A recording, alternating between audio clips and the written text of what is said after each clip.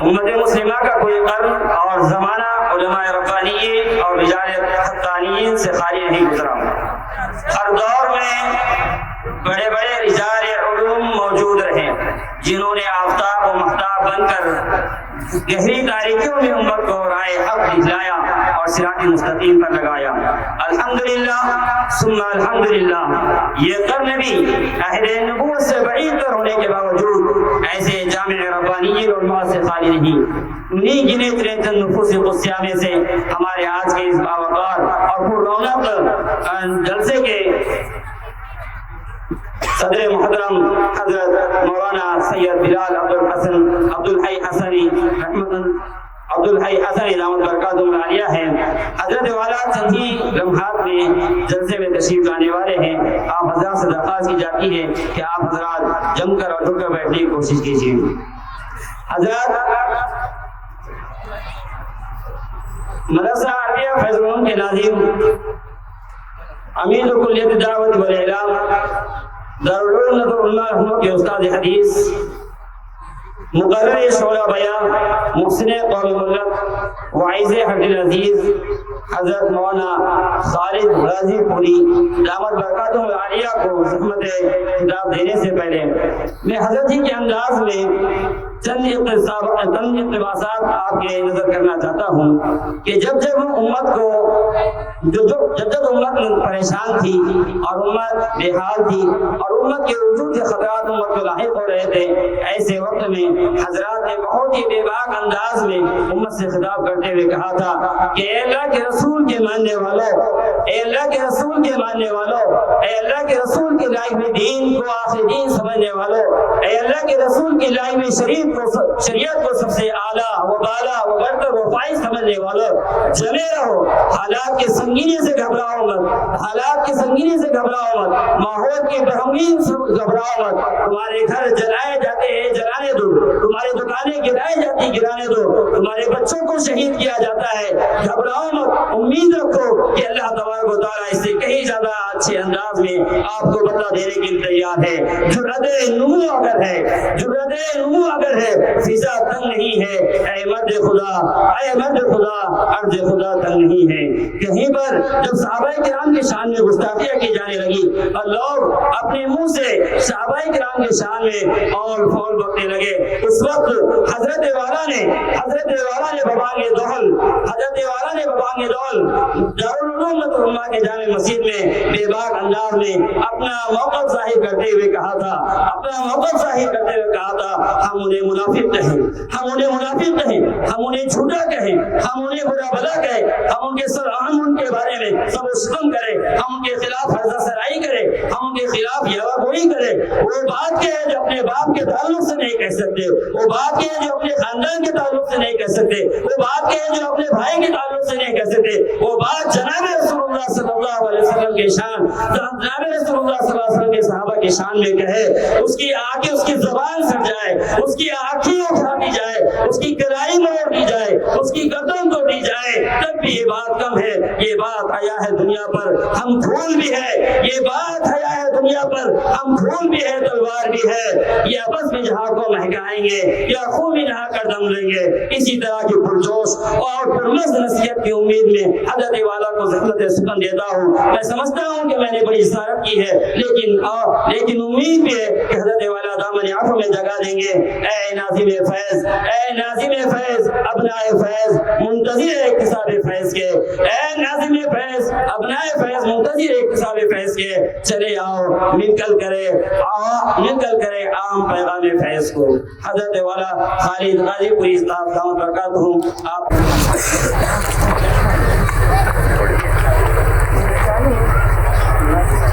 السلام علیکم ورحمۃ اللہ وبرکاتہ۔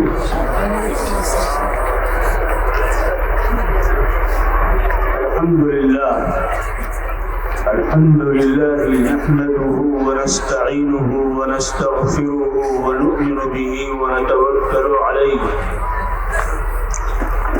ونعوذ بالله من شرور أنفسنا ومن سيئات أعمالنا من يهده الله فلا مضل له ومن يضلله فلا هادي له ونشهد أن لا إله إلا الله وحده لا شريك له ونشهد أن سيدنا ومولانا وحبيبنا وشفيعنا ونبينا وسندنا محمدا عبده ورسوله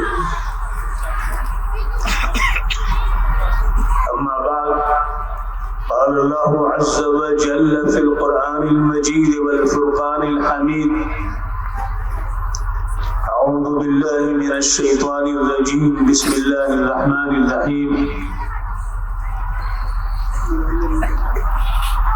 وإذ أخذ ربك من بني آدم من ظهورهم ذريتهم وأشهدهم على أنفسهم ألست بربكم قالوا بلى شهدنا أن تقولوا يوم القيامة إنا كنا عن هذا غافلين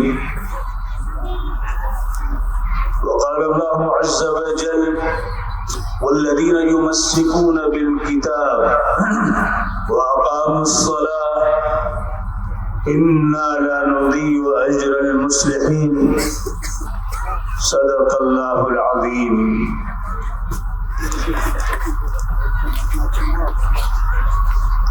اسٹیج پر تشریف فرما جامعہ فیض العلوم کے محتمم مفتی احسان صاحب دامت برکاتہم اور دیگر اساتذہ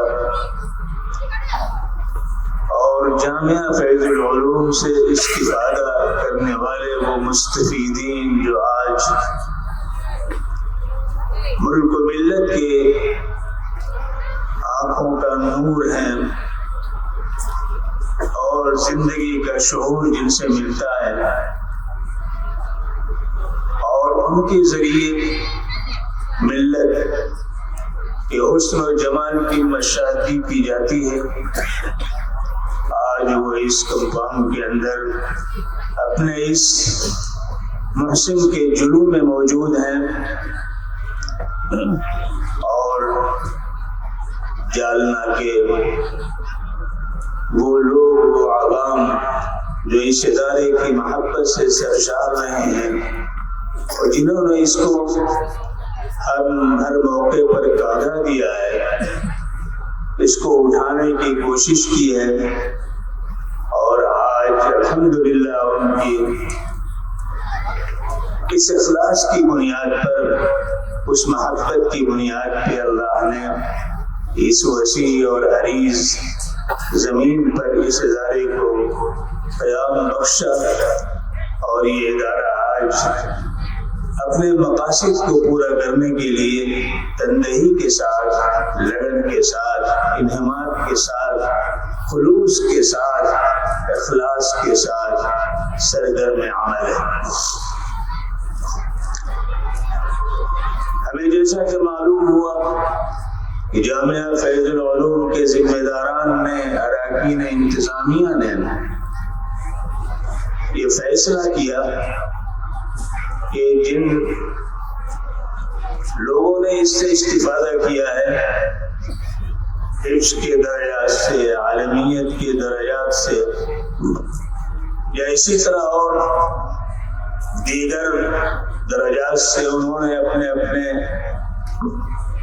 دور میں زمانے میں استفادہ کسی بھی نحو سے کیا ہے ان کو دعوت دی جائے تاکہ وہ اپنے اس ادارے میں آئیں جہاں انہوں نے ہوش کے ناخن لیے ہیں شعور کے آگینے چنے ہیں اور احساسات کی قندیلیں فروزہ کی ہیں اور اپنی ذمہ داریوں کو انہوں نے سمجھ کر کے میدان عمل میں قدم رکھا ہے وہ یہاں آئے اور یہاں آ کر کے اس کو دیکھیں اور اس کو مزید آگے بڑھانے کی کوشش کریں.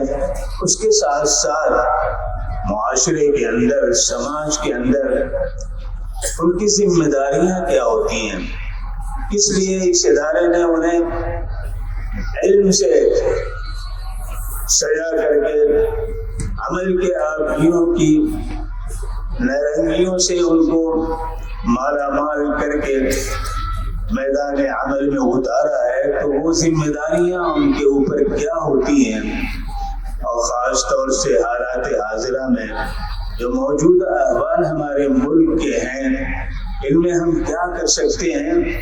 اور یہ بات اس لیے بھی کہ العلماء ورثۃ الانبیاء ہیں، علماء انبیاء کے وارث۔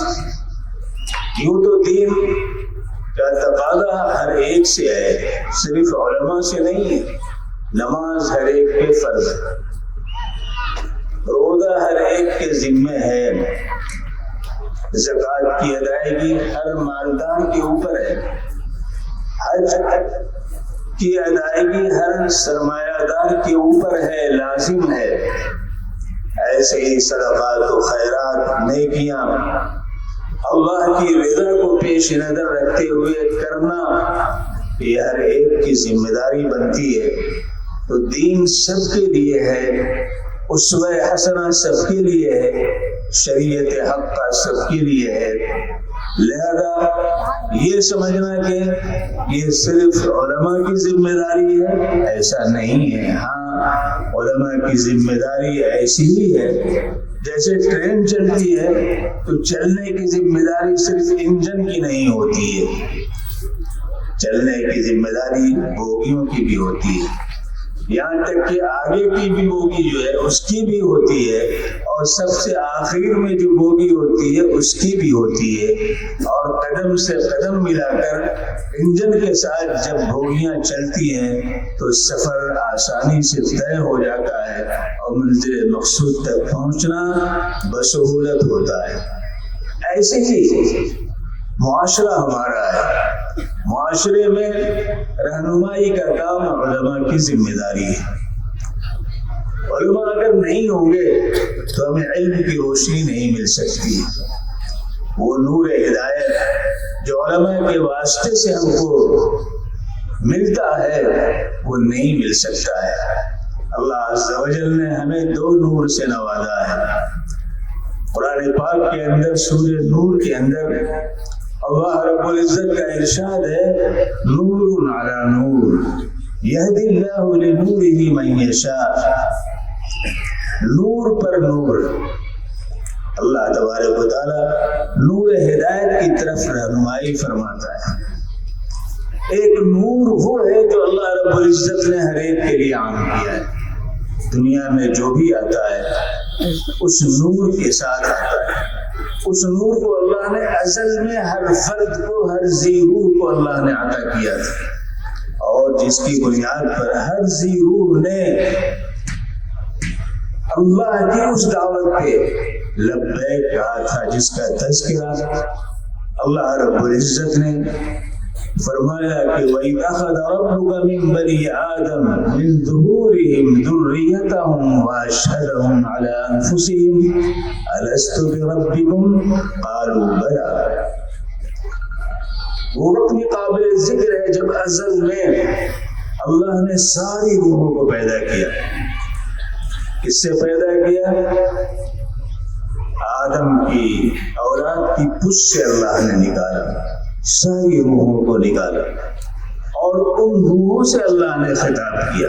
اللہ بھی ازلی ہے اور روحیں بھی ازلی ہیں۔ اللہ کو موت نہیں ہے، روحوں کو بھی موت نہیں ہے۔ اللہ نے ان روحوں کو اس وقت سے آج تک محفوظ رکھا، جس طرح ہم فریج کے اندر کسی چیز کو محفوظ کر دیتے ہیں، اللہ نے اپنے علم کے مطابق ہم سب کی روحوں کو محفوظ کر دیا پیدا کر کے۔ جتنی روحیں تھی سب کو اللہ نے ایک بارگی پیدا کیا، کوئی آگے کوئی پیچھے نہیں، سب کو پیدا کیا اللہ نے۔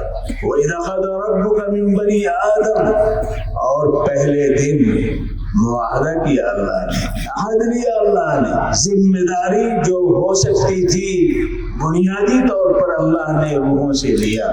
وہ کیا بات تھی؟ بات یہ تھی، میں تمہارا پروردگار نہیں ہوں؟ الست بربکم، کیا میں تمہارا پروردگار نہیں ہوں؟ رب کہتے ہیں جو چھوٹے سے بڑا بنا دے، جو نفی سے اس بات کر دے، جو نہیں سے امر کی طرف لانے کی خصوصیت اس کے اندر پیدا فرما دے، وہ رب کہلاتا ہے۔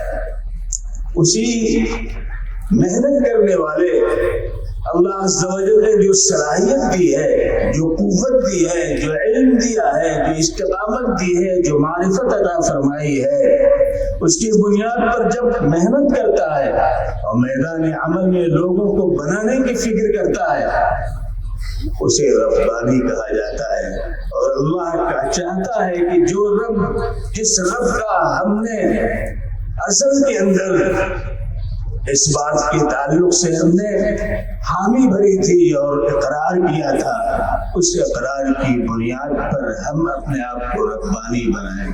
کونوا ربانیین بالکتاب وبما کنتم تدرسون، اللہ والے بنو، ربانی بنو، اور دائرے ربانی بننے کے لیے علم کا ہونا ضروری ہے۔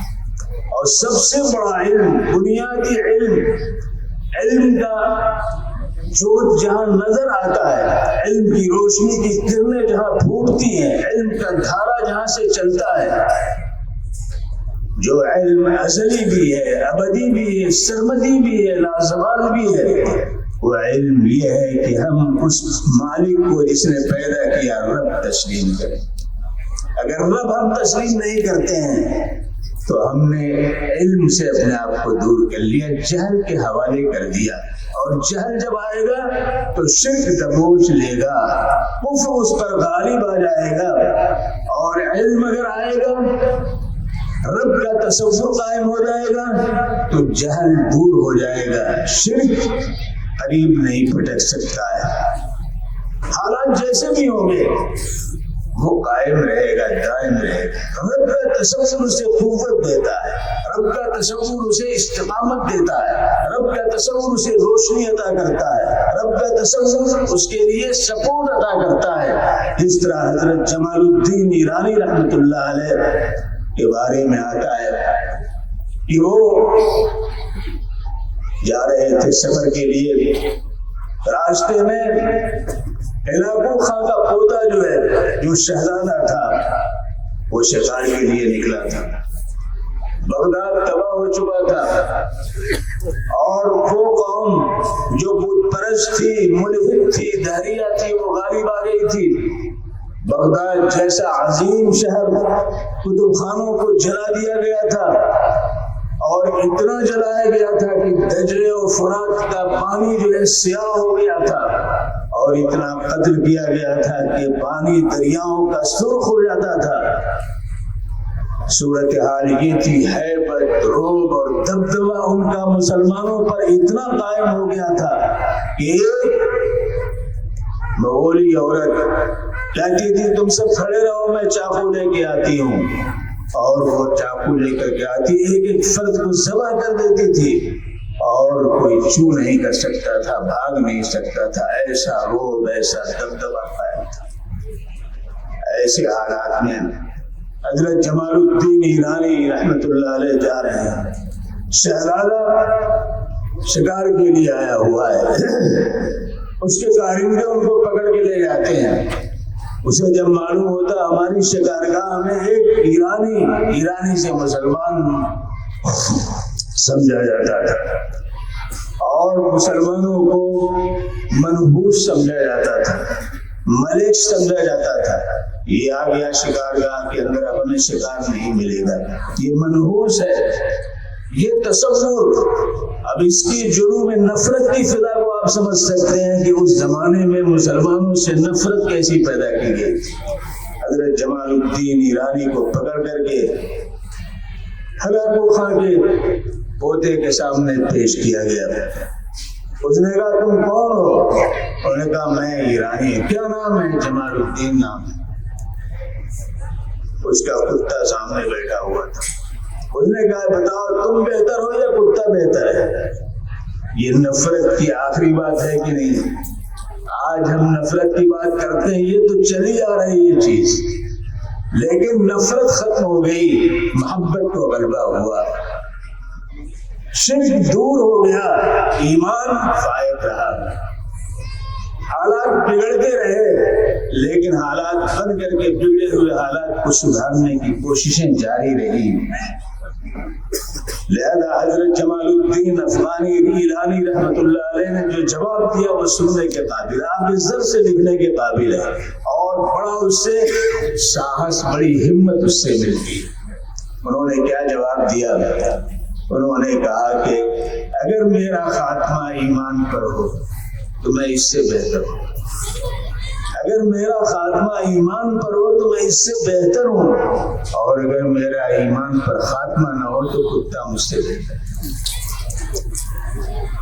ظاہر ہے یہ جب اس نے سنا تو ایمان کیا چیز ہے انہوں نے کچھ وضاحت فرمائی.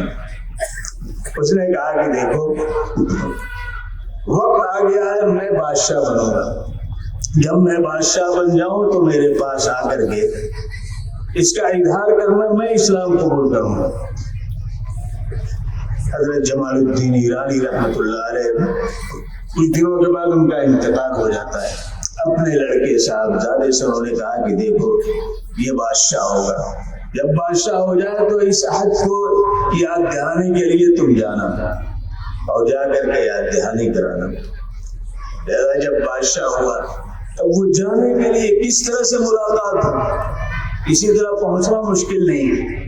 نتیجہ ہے کہ ان کو ایک ترکیب ذہن میں آئی. ترکیب یہ آئی کہ محل کے قریب رات انہوں نے گزاری اور جب صبح صادق ہوئی تو اذان زور سے اللہ اکبر اللہ اکبر, اللہ سب سے بڑا ہے, اللہ سب سے بڑا ہے. یہ جب آواز پہنچی بادشاہ تک تو اس نے کہا یہ آواز کیسی میں سن رہا ہوں, یہ کون شخص ہے, اس کو لے آؤ پکڑ کر. اذان نے بادشاہ تک پہنچائی, اذن عام نے اللہ تک پہنچائی. وہی اذان ہم کو اللہ کے گھر تک پہنچاتی ہے کہ نہیں پہنچاتی. لہذا بادشاہ کے حضور میں حضرت جمال الدین ایرانی کے بیٹے کو اس اذان نے پہنچا دیا اور جب وہ سامنے آئے تو انہوں نے کہا کہ میں فلاں کا بیٹا ہوں جس سے آپ کی ملاقات فلاں موقع پہ ہوئی تھی اور انہوں نے یہ جملہ کہا تھا, میں اسی کی یاد دہانی کے لیے آتا ہوں. بادشاہ نے وزیر اعظم کو بلایا, وزیر اعظم سے کہا کہ دیکھو میں نے وعدہ کیا تھا, اس وعدے کے مطابق میں مسلمان ہوتا ہوں. وزیر اعظم نے کہا میں تو پہلے ہی سے مسلمان ہوں. وزراء نے کہا ہم تو پہلے ہی سے مسلمان تھے, آپ کا دبدبا, آپ کا روب, آپ کا شکوہ معنی تھا کہ میں اس کا اظہار کروں. نتیجہ یہ ہوا کہ من حیث القوم وہ سب کے سب مسلمان ہوئے, پاس باپ مل گئے کعبے کو صنم خانے سے. یہ اللہ کا دین ہے, اس کو کوئی مٹا نہیں سکتا ہے. نور خدا ہے کفر کی حرکت پہ خندزن, نور خدا ہے کفر کی حرکت پہ خندزن, پھونکوں سے یہ چراغ بجھایا نہ جائے گا. یریدون ان یطفئوا نور اللہ بافواہہم ویابی اللہ الا ان یتم نورہ ولو کرہ الکافرون. اللہ تبارک و تعالیٰ کا یہ اعلان ہے. اللہ رب العزت نے یہ ذمہ داری خود لی ہے, لہذا اس کی کوئی چیز آج تک مٹائی نہیں گئی ہے تو اس کا دین کیسے کوئی مٹا سکتا ہے. مٹانے والے مٹ گئے, فرعون مٹ گیا, شداد مٹ گیا, نمرود مٹ گیا, حامان مٹ گیا جس حامان نے اتنا اونچا ٹاور بنایا تھا فرعون کے کہنے پہ. ایسا ٹاور بناؤ کہ جس پر چڑھ کر کے موسیٰ کے خدا کو میں تیر ماروں اور وہ ختم ہو جائے اور میری حاکمیت مالکیت قائم رہے. یا حامان ابن لی صرحا لعلی ابلغ اسباب السماوات فاطلع الى الہ موسیٰ وانی لاظنہ کاذبا. كذلك زين لفرعون سوء عمله وصد عن السبيل. اس نے کہا اور اس نے ٹاور بنایا اور کہتے ہیں کہ فرعون اس ٹاور سے اس نے تیر بھی مارا اور اس تیر میں خون بھی آ گیا. ظاہر ہے کہ جس نے بارش برسائی تھی فرعون کے کہنے پہ خون بھی لگا سکتا تھا. فرعون سے خاصانی پڑی، سخت خاصانی پڑی۔ عوام نے کہا حضور آپ تو ربکم الاعلی کا دعویٰ کرتے ہیں، بارش ہونی چاہیے۔ تو فرعون شیطان کی طرف متوجہ ہوا، شیطان نے کہا بارش ہو جائے گی۔ سارے شیاطین کو حکم دیا کہ پیشاب کرو، سب نے پیشاب کیا، بارش ہو گئی۔ تو شیطان بھی کم تھوڑے، لہذا اس نے تیر مارا تو شیطان نے اس میں خون لگا دیا، خون کے دھبے اس میں پڑ گئے اور وہ خوش ہو گیا کہ ہم نے ختم کر دیا۔ لیکن اللہ موقع دیتا ہے لوگوں کو، مٹانا تھا تو کس طرح مٹا؟ کہا انا ربکم الاعلی، سب سے بلند و بالا میں۔ اللہ نے مارا سب سے نیچے لے جا کر، جو سوریا کو خواب میں دیکھ رہا تھا سر میں جا کر اس کا جو ہے زندگی کا خاتمہ ہو رہا ہے۔ اور اس وقت وہ کہتا ہے کہ میں ایمان لے آیا موسیٰ اور موسیٰ کی قوم کے رب پہ، تو اللہ نے کہا الآن عصیت، اب تم نے یہ بات کہی ہے اور تم نے تو نافرمانی زندگی بھر کی ہے۔ یہ ہر زمانے کے فرائض کا حشر ہوتا رہا ہے اور آج کے فرائض اور نماردہ کا حشر یہی ہو کر کے رہے گا۔ آپ پریشان نہ ہو، نہیں مشکل کوئی مشکل سوائے ایک مشکل کے، نہیں مشکل کوئی مشکل سوائے ایک مشکل کے، برشوں کو جنوں سے دل تیرا سرشار ہو جائے۔ اگر آپ کے اندر محبت ہے اور ہر چیز کے قائم و دائم ہونے کے لیے، جاری و ساری ہونے کے لیے، نتیجہ خیز ہونے کے لیے، محکم و مضبوط ہونے کے لیے، باصبر ہونے کے لیے استقامت لازم ہے۔ لیکن آپ کو معلوم ہونا چاہیے کہ استقامت کے لیے محبت ضروری ہے۔ اگر محبت نہیں ہوگی تو استقامت نہیں ہو سکتی ہے۔ اور محبت میں بھی ہمیں منتخب کرنا پڑے گا کون سی محبت، اس لیے کہ محبت کی نہرینیاں ہیں، محبت کے بڑے عظیم اس کے تصورات ہیں، اس کی شکلیں ہیں۔ کسی شاعر نے کہا ہے شبستان محبت دشت غربت بھی وطن بھی ہے، شبستان محبت دشت غربت بھی وطن بھی ہے، ویرانہ قفس بھی آشیانہ بھی چمن بھی ہے۔ محبت ہی وہ منزل ہے جو منزل بھی، صحرا بھی، جرس بھی، کارواں بھی، راہبر بھی، راہزن بھی ہے۔ چور چوری کرتا ہے محبت کی بنیاد پہ کرتا ہے، ڈاکو ڈکیتی ڈالتا ہے، رہزنی کرتا ہے، وہ بھی محبت اس کو لے جاتی ہے۔ تو شبستان محبت دشت غربت بھی وطن بھی ہے، یہ ویرانہ قفس بھی، آشیانہ بھی، چمن بھی ہے۔ محبت ہی وہ منزل ہے جو منزل بھی ہے، صحرا بھی، جرس بھی، کارواں بھی، راہبر بھی، راہزن بھی ہے۔ مرض کہتے ہیں سب اس کو، مرض کہتے ہیں سب اس کو، یہ ہے لیکن مرض ایسا چھپا جس میں علاج گردش چرخ کون بھی۔ اگر محبت ہو گئی تو سارا مسئلہ آسان ہو جائے۔ جان دینا آسان ہے، مال کو لگانا آسان ہے، وقت کو قربان کرنا آسان ہے، زندگی کو حوالے کرنا آسان ہے، ایثار و قربانی کے تمام مراحل سے گزر جانا آسان ہے، دھڑکتے ہوئے شعلوں سے گزرنا آسان ہے، چڑھتے ہوئے دریا کو پھلانگ جانا آسان ہے، اور بلند بالا پہاڑ کی چوٹیوں پہ چڑھنا آسان ہے۔ محبت تھی جو کشا کشا حضرت موسیٰ کو کوہ طور کی چوٹی تک لے گئی، وہ محبت تھی جو حضرت ابراہیم کو شعلے جوالہ کے حوالے کیا اور اس میں وہ مسکراتے ہوئے نکل رہے ہیں، اور وہ محبت تھی کہ حضرت موسیٰ علیہ نبینا علیہ السلام کو اس گہرے سمندر کے اندر داخل کیا۔ یہ محبت نہ ہوتی تو کنارہ نہیں آ سکتا۔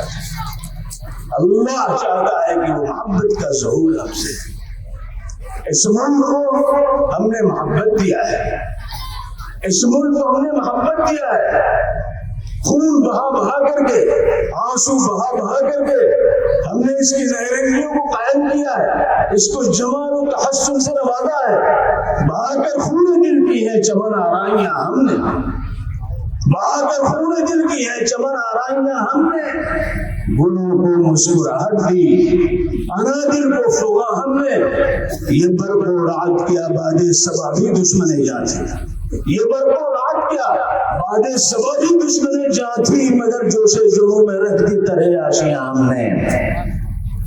ہم یقیناً کہاں کہاں سے آئے، ہمارے جد امجد کہاں کہاں سے آئے، ہمارے قبیلے کے اسلاف کہاں کہاں سے آئے، لیکن ہم نے اس ملک کو اپنا ملک سمجھا اور جو کچھ کمایا یہیں لگایا، جو کچھ کیا اسی کے لیے کیا، جو کچھ ہاتھ میں آیا اسی میں ہم نے لگا کر کے اس کو بلند بالا بنانے کی کوشش کی، اور دنیا کے اندر اس کو سونے کا چڑیا بنا کر کے پیش کرنے کی کوشش کی۔ ہم یہاں سے لے کر کے نہیں گئے، دوسرے آئے لے کر کے چلے گئے، لیکن ہم تو آئے دینے کے لیے آئے تھے، اور آج بھی دینا ہی ہمارا شیوا ہے۔ اور سب سے قیمتی چیز جو تھی وہ ایمان، وہ ہم نے آ دیا ہے۔ تو بہا کر خون دل کی ہے چمن آرائیاں ہم نے، گلوں کو مسکراہٹ دی، انادل کو فغا ہم نے، یہ برق و رعد کیا باد صبا بھی دشمن جاں تھی، مگر جوش جنوں میں رکھ دی طرح آشیاں ہم نے۔ یہ مہر و ماہ و اختر اور شفق کون و مکان شاہد، یہ مہر و ماہ و اختر اور شفق کون و مکان شاہد، سکھایا نوع انسانی کو طرز قدسیاں ہم نے۔ ستم ہے جو ہمیں کہتے ہیں ظالم اور پردیسی، ستم ہے جو ہمیں کہتے ہیں ظالم اور پردیسی، حقیقت ہے کہ بھارت کو کیا رشک جنا ہم نے۔ لیکن کیا کیجیے، محسن خوشی یہاں کے اس قوم کا جس نے ہمیشہ احسان کا بدلہ ظلم اور زیادتی سے دیا ہے، اس کا شیوا رہا ہے، لہذا آج بھی ہے، آج بھی گزرگاہوں میں مل کر ہم سے رخ وہ موڑ لیتے ہیں، گزرگاہوں میں مل کر ہم سے رخ وہ موڑ لیتے ہیں، بچھایا جن کی راہوں میں نگاہوں قلب و جاں ہم نے۔ لہذا ہمیں ذمہ داریوں کے احساس کے ساتھ ان حالات کا جائزہ لیتے ہوئے اور اپنے گول کو، اپنے مقصد کو، اپنے ٹارگیٹ کو فراموش نہیں کرنا چاہیے۔ انادل آشیانوں میں رہنا محو خوابت، انادل آشیانوں میں رہنا محو خوابت تو سیاد و نفس دیکھے نصیب دشمنا ہم نے۔ لہذا ہمارا فرض کیا بنتا ہے؟ تو ہے جمال الدین ایرانی کے ایک جملے نے کہ اگر ایمان پر خاتمہ ہو جائے تو ہم اس سے بہتر ہیں، اور اگر ایمان پر خاتمہ نہ ہو تو یہ کتا ہم سے بہتر ہے۔ پوری قوم کو اسلام کے حوالے کر دیا، لوگوں یہ امانت تمہارے پاس، یہ اس امانت بے بہا دولت آپ کے پاس، آپ اس کو سمجھیے۔ ایمان کتنی بڑی چیز ہے، ایمان کیسی طاقت اپنے اندر رکھتا ہے۔ اللہ تبارک و تعالیٰ اسی ایمان کی بنیاد پر ہمیں عزت عطا فرماتے ہیں، ذلتوں کی کھائیوں سے ہم کو نکالتے ہیں، بے یقینی کی فضا میں یقین کا موقع عطا فرماتے ہیں۔ لہذا ہمیں اس کو سمجھنا چاہیے۔ وہ ایمان جو ہمیں ملا ہے، دو شہپر جس کے ہیں، ایک لا الہ الا اللہ، ایک محمد رسول اللہ، یہ دو شہپر ہیں۔ اور آپ جانتے ہیں بلندی تک جانے کے لیے دو شہپر چاہیے کہ نہیں چاہیے؟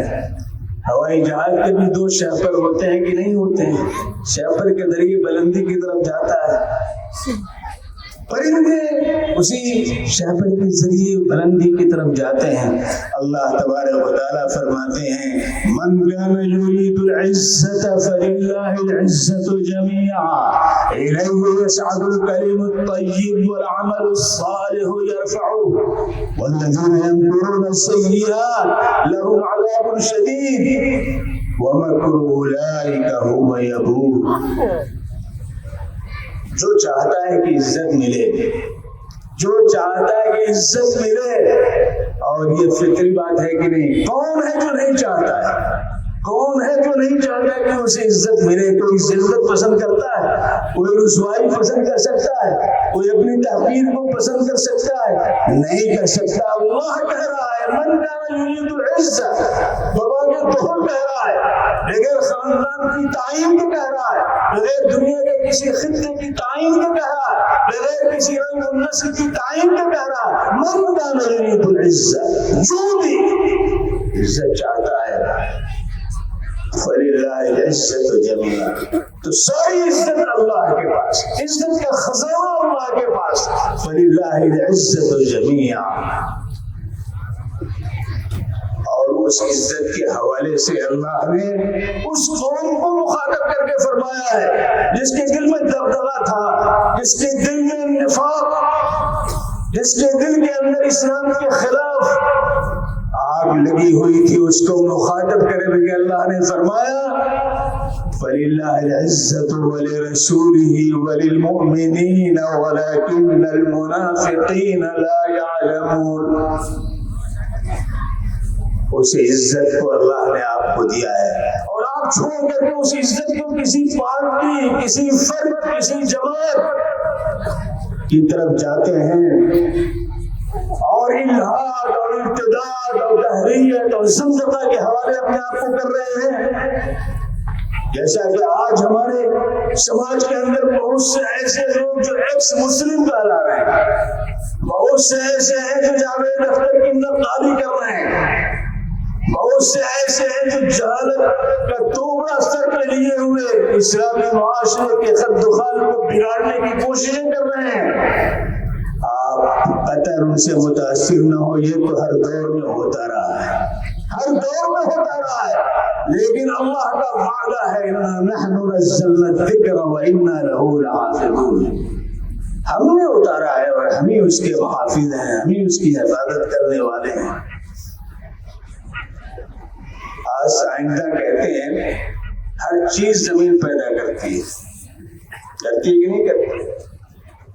سیب بھی زمین پیدا کر رہی ہے، سونا بھی زمین پیدا کرتی ہے، چاندی بھی زمین میں پیدا ہوتا ہے، ہر چیز زمین سے پیدا ہو رہی ہے، لیکن سائنسداں کہتے ہیں کہ ایک چیز ایسی ہے جو زمین پیدا نہیں کر سکتی، ایک چیز ایسی ہے جو زمین پیدا نہیں کر سکتی ہے، وہ ہے لوہا۔ لوہا زمین نہیں پیدا کر سکتی۔ ان کا کہنا یہ ہے کہ جتنی انرجی اللہ نے زمین کو دی ہے، آسمان کو دی ہے، سورج کو دی ہے، چاند کو دی ہے، ستاروں کو دی ہے، یہ ساری انرجیاں جمع ہو کر کے اگر لوہا پیدا کرنا چاہیں تو لوہا نہیں پیدا کر سکتے۔ اس لیے اللہ رب العزت نے فرمایا وَأَنزَلْنَا الْحَدِيدَ فِيهِ بَأْسٌ شَدِيدٌ وَمَنَافِعُ لِلنَّاسِ، ہم نے اتارا ہے لوہے کو، ہم نے اتارا ہے لوہے کو، لوہے کے بغیر کوئی شخص قائم نہیں ہو پائے، لوہے کے بغیر کوئی پلر نہیں بن سکتا ہے، لوہے کے بغیر کوئی پل تیار نہیں ہو رہا ہے، لوہے کے بغیر ہمارا ایک قدم آگے بڑھنا مشکل ہے۔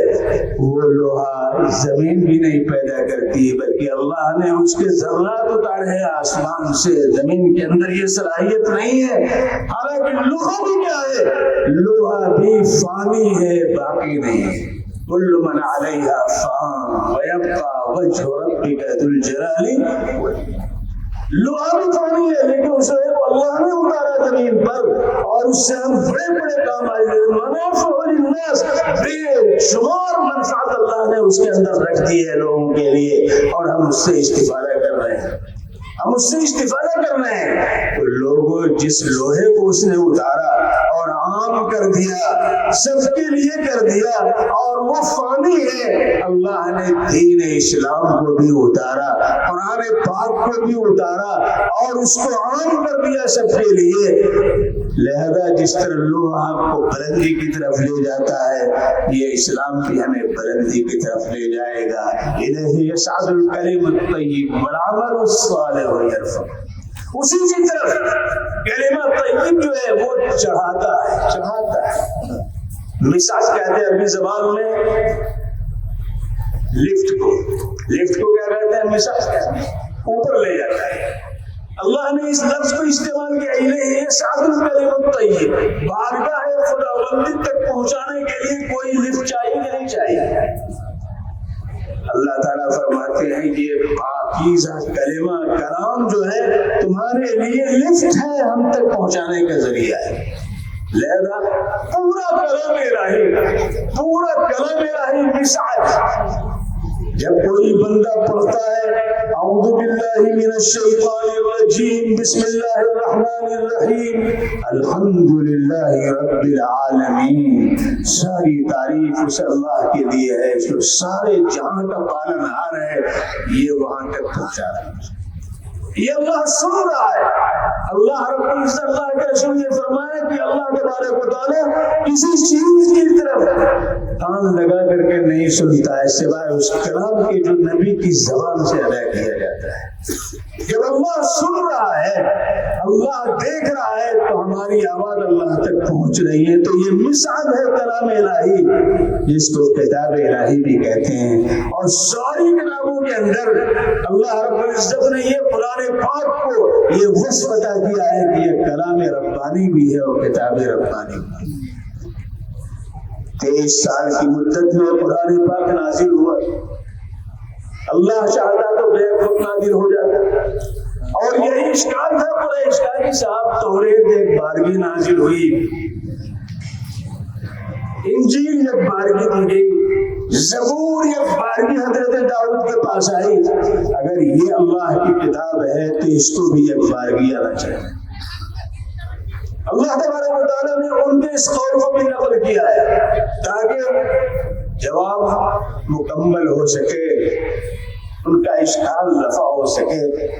اللہ رب العزت نے فرمایا وقال الذين كفروا لولا نزل عليه القرآن جملة واحدة كذلك لنثبت به فؤادك ورتلناه ترتيلا۔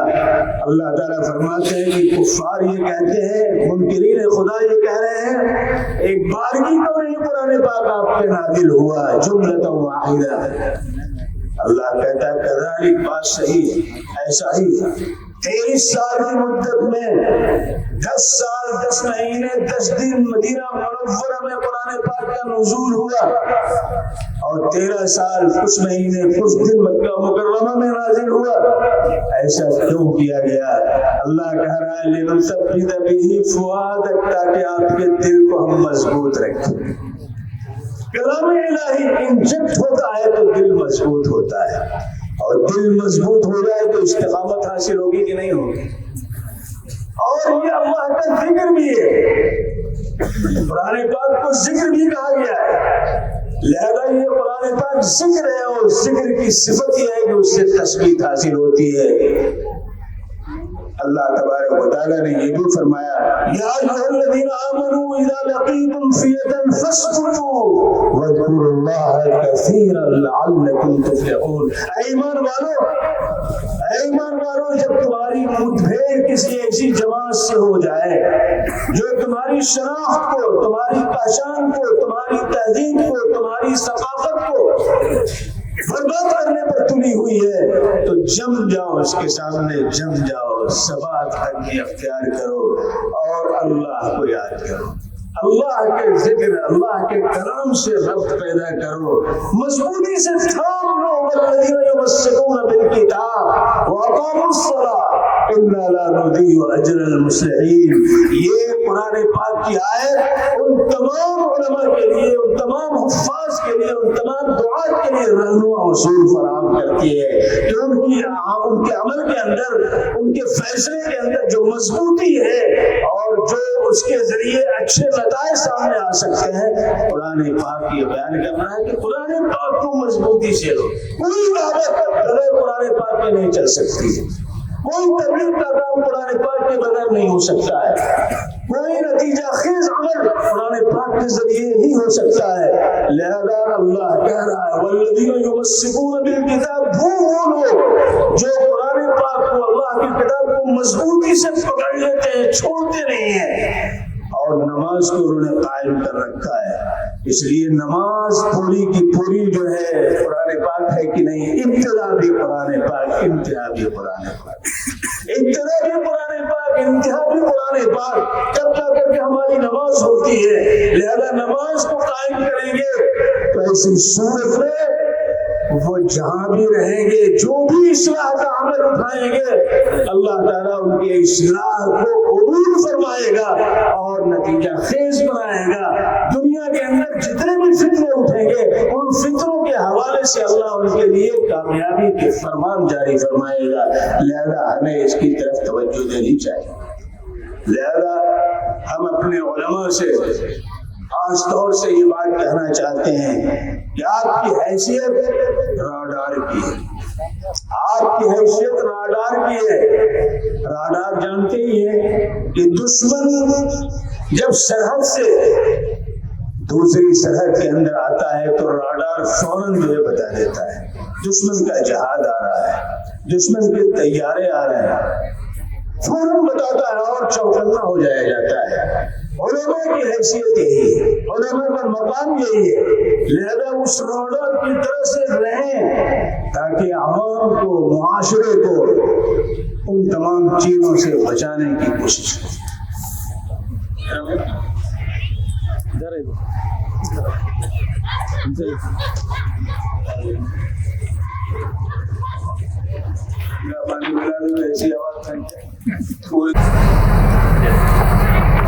میری بات سمجھ میں آ رہی ہے؟ نئی آواز نہیں آ رہی؟ تو اللہ تبارک و تعالیٰ نے فرمایا والذین یمسکون بالکتاب واقاموا الصلاۃ انا لا نضیع اجر المصلحین۔ پورے قرآن پاک کے اندر 6666 آیتوں کو کھنگال ڈالیے، کہیں مصلحین کا لفظ اور نہیں آیا۔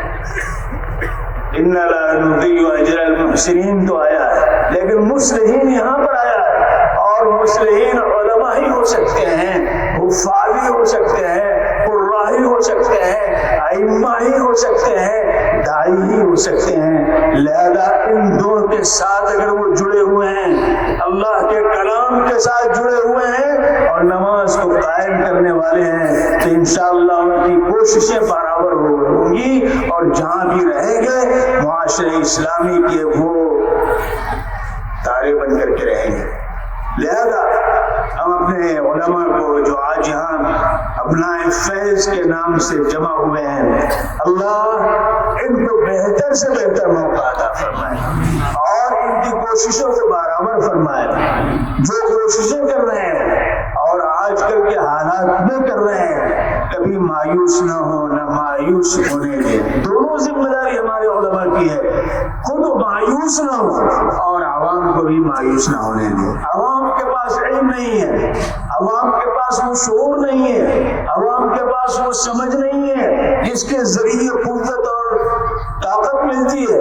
یہ فرض ہے ہمارے علماء کا کہ ان کے اندر وہ باتیں سکھائیں، بتائیں کہ کیسے کیسے حالات حضرات انبیاء علیہ السلام پر آئے اور خود جناب محمد رسول اللہ صلی اللہ علیہ وسلم پر آئے۔ میں نے جو بات عرض کی تھی استقامت کی، اور میں نے عرض کیا تھا کہ استقامت محبت کی بنیاد پہ پیدا ہوتی ہے۔ میں دو ایک مثالیں آپ کے سامنے رکھتا ہوں۔ حضور اکرم محمد مصطفیٰ محمد مصطفیٰ صلی اللہ علیہ وسلم مجلس میں بیٹھے ہوئے ہیں، غساسنہ کا شہزادہ آتا ہے۔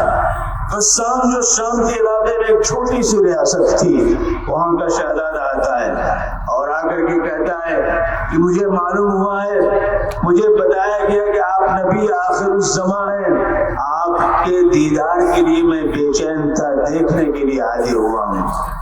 میں نے آپ کو دیکھ لیا، آپ کے لیے ایک ہدیہ لے کر کے آیا ہوں، لیکن وہ ہدیہ یہاں سے 6 میل کے فاصلے پر ہے۔ آپ کسی کو ساتھ میں کر دیجئے جو جا کر کے ہدیہ لے آئے۔ اللہ کے رسول نے دیکھا، اس وقت حضرت انس بھی موجود نہیں تھے، حضرت علی بھی موجود نہیں تھے، اور حضرت ابوبکر حضرت عمر بھی موجود نہیں تھے۔ کون موجود تھا؟ ایک نوجوان حضرت امیر معاویہ موجود۔ اس وقت وہ نوجوان تھے، 20-25 سال کی عمر تھی ان کی۔ اللہ کے رسول نے ان کی طرف اشارہ کیا، معاویہ جاؤ۔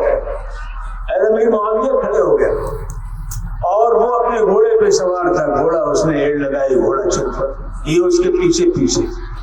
اتنا بھی نہیں، کہ اپنی چپل یا جوتا جو پہنتے تھے وہ پہن بغیر اس کے ننگے پیر اس کے ساتھ ہو لیے. باہر نکلے تو پیر جلنا شروع ہوا. عرب کی تپتی ہوئی ریت، اس پر چلنا بہت مشکل تھا. انہوں نے اس سے کہا بڑی لجاجت سے، ارے بھائی مجھے اپنی سواری پہ سوار کر لو. اس نے کہا کمینے کہیں گے اتنی تیری جرأت کے شہزادے کے ساتھ تو سوار ہو. خاموش ہو گئے. پھر اس سے کہا کہ کم سے کم اپنی جوتی ہم کو دے دو. تو انہوں نے کہا تیری جرأت بادشاہ کی شہزادے کی جوتی تو پہنے گا. اس کے ساتھ چلتے رہے، پیر جلتا رہا، آبلے پڑتے رہے. 6 میل اس کے ساتھ بھاگتے دوڑتے جاتے اور جا کر کے لیا اور پھر اس کو سر پہ اٹھایا اور اسی حال میں آئے. آپ سوچ سکتے ہیں کہ 1-2 میل چلنا مشکل، 6 میل جانا اور 6 میل آنا، پیروں میں آبلے، حالات انتہائی ناگفتہ بھی ہو رہی ہے. اللہ کے رسول صلی اللہ علیہ وسلم نے دیکھا کہ کہا معاویہ کیا بات ہے؟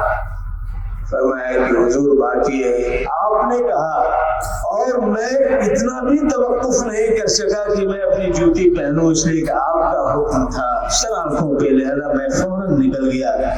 میرے پیر چلنے لگے تو میں نے اس سے بڑی لجاجت سے کہا کہ مجھے اپنے ساتھ بٹھا لو.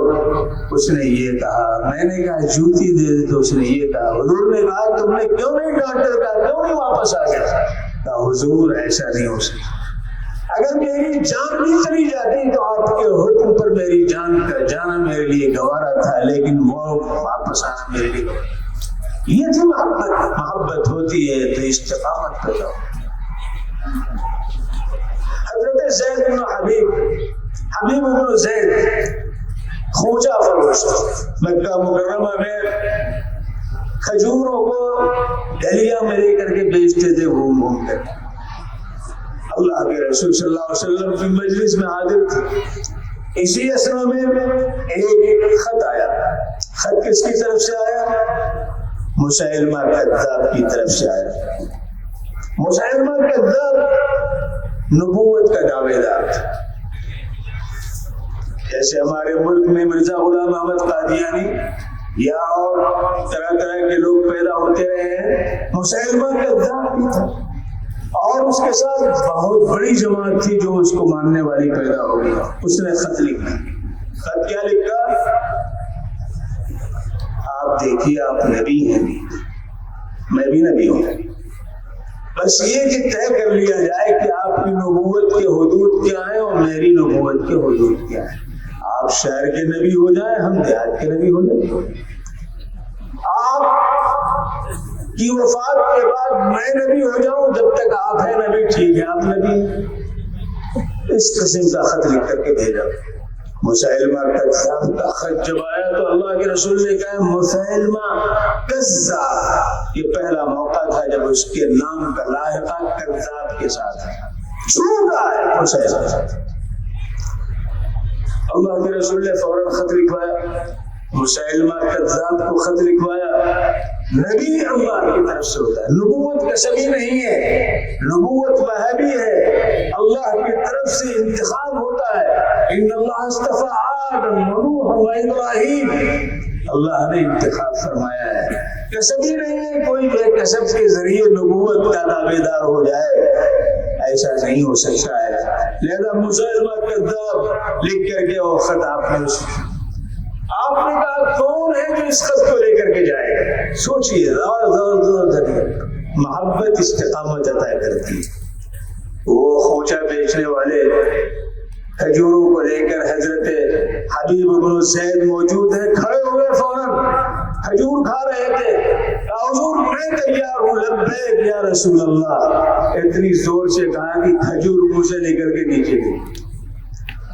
لوگوں نے کہا رے بھائی کھا لیتے، یعنی اگر میں کھانے کے چکر میں ہوتا دوسرا بول پڑتا تو میں محروم ہو جاتا. اب سوچئے ذرا سے، مسیلمہ کے پاس جانا اور اس خط کے ساتھ جانا اپنے آپ کو قتل کے حوالے کرنا تھا. یقینی طور پر وہ غصہ ہوگا اور قتل کرے گا، لیکن آپ سوچئے ذرا سا، حبیب بن زید فوراً تیار ہوگا.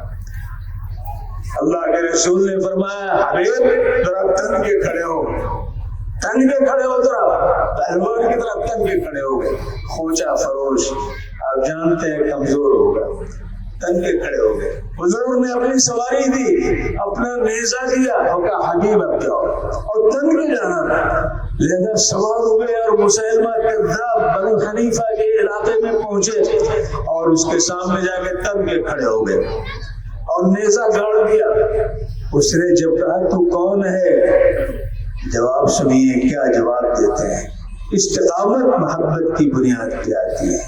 انہوں نے کہا مجھے تو پہچانتا نہیں ہے, میری پیشانی پہ ایمان کا نور محمد رسول اللہ صلی اللہ علیہ وسلم کا میں غلام ہوں, میرے چہرے پہ وہ نور تم نہیں دیکھ رہے ہو, جو نور حضور صلی اللہ علیہ وسلم کے واسطے سے ہم کو ملا ہے. اس نے کہا لاؤ کیا لائے ہو, انہوں نے دیا. اب جو پڑھا اس نے تو مسیلمہ کذاب جھوٹا لکھا ہوا مرا فروخت ہو, اس سے لال پیلا ہوا. اور اس نے کہا کہ دیکھ رہے ہو تمہارے پیچھے کتنا بڑا لشکر موجود ہے, کتنی بڑی فوج میری موجود ہے. ان کا جو جواب تھا لوگوں سننے کے قابل ہے.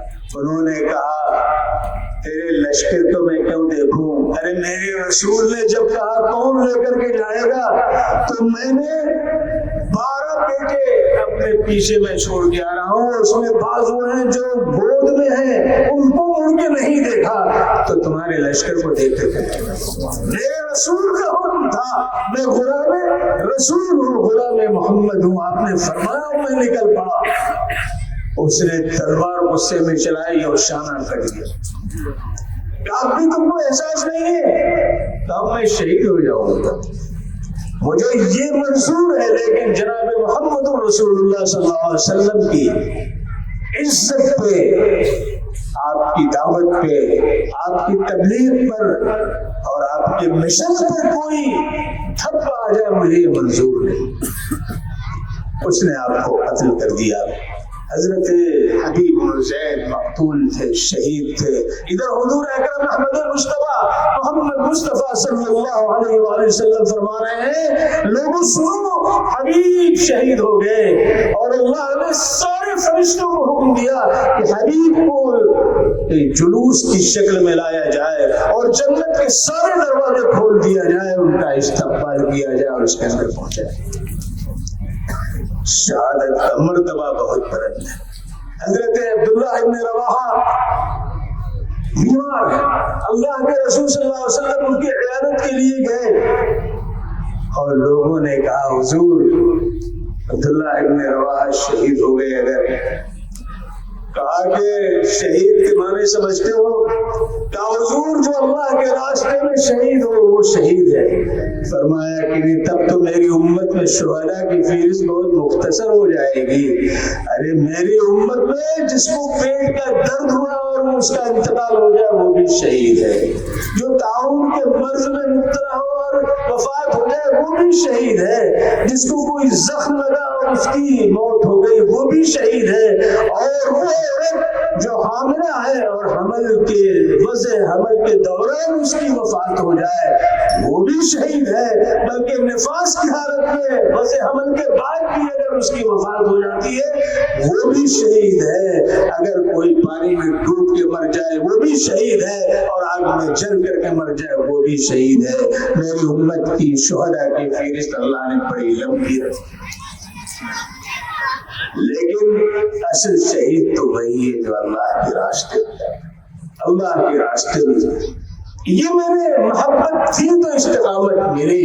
لہذا اگر ہمیں دین سے محبت ہے, ایمان سے محبت ہے, اسلام سے محبت ہے, تعلیمات اسلامیہ سے محبت ہے, شریعت حقہ سے محبت ہے اور آخرت سے محبت ہے, جہاں جا کر کے جہاں پانی کا پانی دودھ کا دودھ الگ الگ ہر چیز کر دیا جائے گا, اس سے محبت ہے تو استقامت ہوگی. حالات جیسے بھی آئیں گے ہم اس کا منہ توڑ جواب دینے کے لیے اپنے آپ کو تیار کر سکتے ہیں.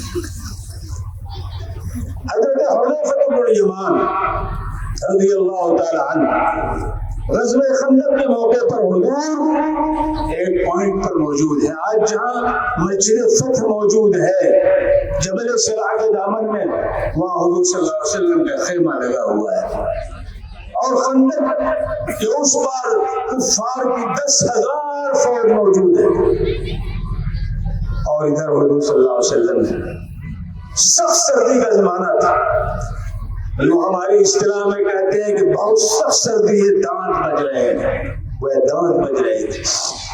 ایسے میں اللہ کے رسول نے اپنے خیمے میں آواز دی، کون ہے جو اس وقت جائے اور ابو سفیان کے احوال سے باخبر کرے؟ اس وقت ابو سفیان کیا کر رہے ہیں؟ خاموشی تھی۔ ایک دفعہ حضور نے کہا، دو دفعہ حضور نے کہا، تین دفعہ حضور نے کہا، کوئی آواز نہیں آئی۔ تو اللہ کے رسول نے فرمایا، قم یا حذیفہ۔ حضرت حذیفہ کہتے ہیں حضور نے میرا نام لے لیا تو اب تو مجھے کھڑا ہونا ہی تھا، لہذا میں کھڑا ہو گیا۔ چلنے لگا تو حضور نے کہا رکو،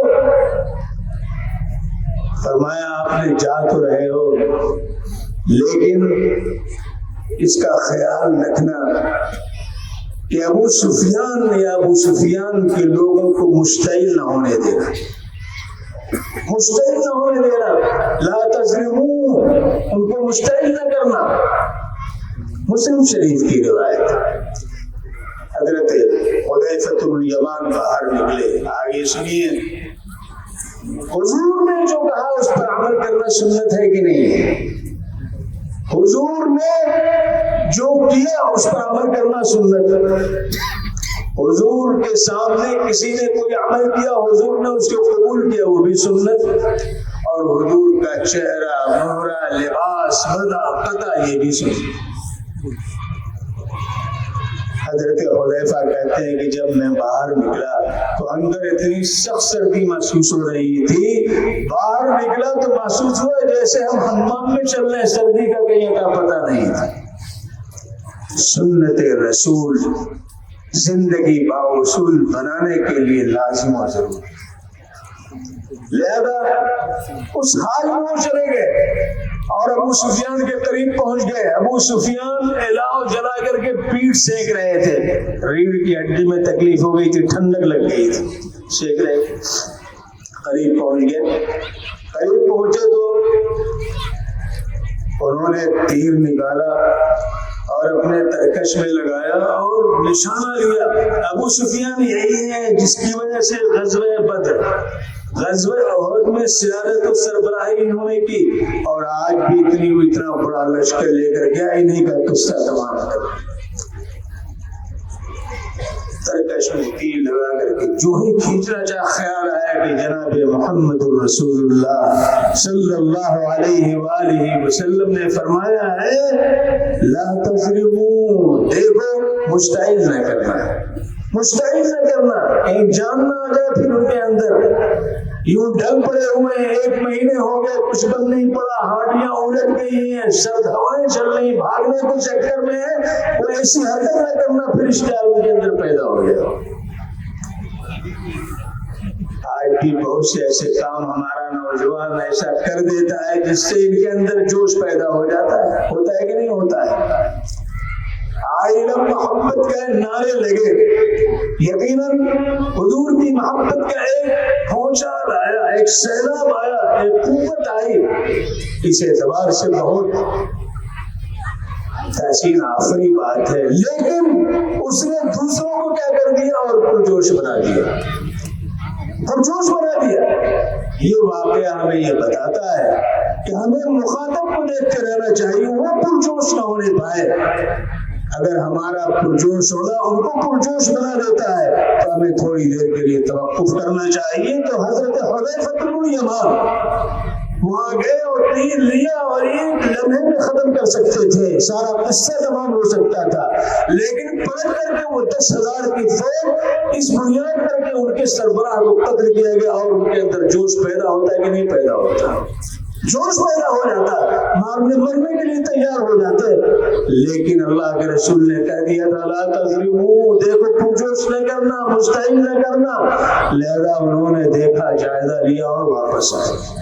اللہ کے رسول صلی اللہ علیہ وسلم کو آ کر کے آپ نے ساری چیزیں بتا دی۔ اللہ کے رسول صلی اللہ علیہ وسلم کے پاس آئے تو کانپ رہے تھے، اللہ کے رسول نے اپنی آدھی کملی ان کو اڑا کر کے سلا دیا، اور جب تھوڑی گرمی پہنچی تو ایسی نیند آئی کہ حضور نے صبح کے وقت کہا یا نعمان قم یا نعمان، اے سرندر اٹھ صبح ہو گئی، اے سرندر اٹھ صبح ہو گئی۔ لہذا معلوم ہوا کہ ہمیں حالات کا جائزہ لیتے ہوئے اپنی تمام تر خصوصیات کو پیش نظر رکھ کر کے عمل کرنے کی سبیل تلاش کرنی چاہیے، اور یہ کام علماء کریں گے، علماء کر سکتے ہیں، وہی بتا سکتے ہیں کون سا وقت ہے، کون سا موقع ہے، کون سا طریقہ ہے، کون سا نہج اور اسلوب ہے جس کو ہمیں اختیار کرنا چاہیے۔ اگر اس پر نگاہ نہیں ہوئی تو دشمن کے ساتھ پوری ابلیسی فوج لگی ہوئی ہے، وہ پورا جبھا اس کا لگا ہوا ہے۔ اللہ تبارک و تعالیٰ نے سورہ مریم کے اندر فرمایا الم تر انا ارسلنا الشیاطین علی الکافرین تعزهم عزا فلا تعجل علیہم انما نعد لهم عدا۔ آپ نے دیکھا نہیں کہ ہم نے شیاطین کو بھیجا ہے کافروں پر ہم نے ان کو لگا رکھا، اور وہ ان کو ابھارتے رہتے ہیں۔ ان کو کیا پتا ہے کہ طلاق ثلاثہ کیا چیز ہے، ان کو کیا پتا ہے کہ حجاب کے اندر کیا چیز ہے، ان کو کیا پتا ہے کہ گھر واپسی کیا بلا ہے، لیکن شیطان آ کر کے پڑھاتا ہے جس کو حضرت آدم پڑھاتے رہ گئے، نہیں پڑھا، آج وہ پڑھاتا ہے، جو نہیں پڑھتا ہے اس کے پیچھے پڑ جاتا ہے۔ لہذا وہ علماء کے بھی پیچھے پڑھتا ہے، طلباء کے پیچھے بھی پڑھتا ہے کہ نہیں پڑھتا ہے، اور ہمارے لوگوں کے پیچھے بھی پڑ جاتا ہے۔ مدرسہ بہت اچھا چل رہا ہے، ادارہ بہت اچھا چل رہا ہے، بہت بڑا آپ کا جو ہے یہ ہو رہا ہے، ماشاءاللہ آپ آئے، لیکن شیطان پڑھا دیتا ہے۔ دیکھا صاحب محکم صاحب کا تو نام اس کے اندر آیا ہے، اور دیکھیے صاحب صدر صاحب کا نام نہیں آیا، دیکھیے صاحب اراکین کا کہیں تذکرہ ہی نہیں ہے۔ شیطان پڑھاتا ہے، ارے بھائی صدر جو ہوگا وہ تو بنیاد ہے، اراکین بنیاد ہے، بنیاد اگر اوپر آ جائے تو عمارت کمزور ہو جائے گی، اراکین اوپر آ جائے تو عمارت کمزور ہو جائے گی، وہ تو بنیاد ہے، مضبوطی سے کے لیے ان کو اندر ہی رہنا چاہیے، لیکن شیطان پڑھاتا ہے لوگوں۔ الم تر انا ارسلنا الشیاطین علی الکافرین تعزهم عزا، تعزهم عزا عزیز کہتے ہیں ہانڈی کے اندر جو کھدک پیدا ہوتی ہے، ہانڈی کے اندر کھدک پیدا ہوتی ہے، جب ہانڈی آپ چڑھا دیں پانی ابلتا ہے تو جو آواز آتی ہے اس کو عزیز کہتے ہیں۔ لہذا اس کھدکنے کو تو شیطان کفار کے دلوں اور سینوں کے اندر ہمیشہ اسلام کے خلاف آگ لگاتا رہتا ہے۔ لہذا یہ تو ہوگا، اور آج بھی ہو رہا ہے، اور آج یہ شکلیں ہمارے سے رہنا چاہیے۔ فَلَا تَعْجَلْ عَلَيْهِمْ إِنَّمَا ایک ایک کر کے ہم جو ہے وہ کاؤنٹ کر رہے ہیں، شمار کر رہے ہیں، لہذا اس کی فکر کرتے رہنا چاہیے۔ ماشاءاللہ انتظار تھا دارالعلوم حضرت مولانا سید بلال حسین حسنی تشریف لا رہے ہیں، یقیناً تھکے ہوئے ہیں، لیکن آپ کی محبت میں آئے ہیں اور محبت سے جہاں دیکھا، لہذا ساری تھکن دور ہو جاتی ہے جب محبت انجیکٹ ہوتی ہے، تو انشاءاللہ ثم انشاءاللہ آپ اسی نشاط کے ساتھ جس طرح ابھی تک آپ سنتے رہے اور انعامات کے ساتھ صدر محترم کی بات بھی آپ سنیں گے، اور صرف سنیں گے نہیں بلکہ عمل کی نیت کے امید دلاتے ہیں کہ آپ کی کہی ہوئی باتوں پر آپ کی کہی باتوں پر عمل کرتے ہوئے اس کو مشاعر بنانے کی بھرپور کوشش کریں گے۔ جزاکم اللہ خیر احسن جزا۔ محترم حضرات، آپ سب جانتے ہیں کہ مدرسہ عالیہ فضل العلوم کا الحاق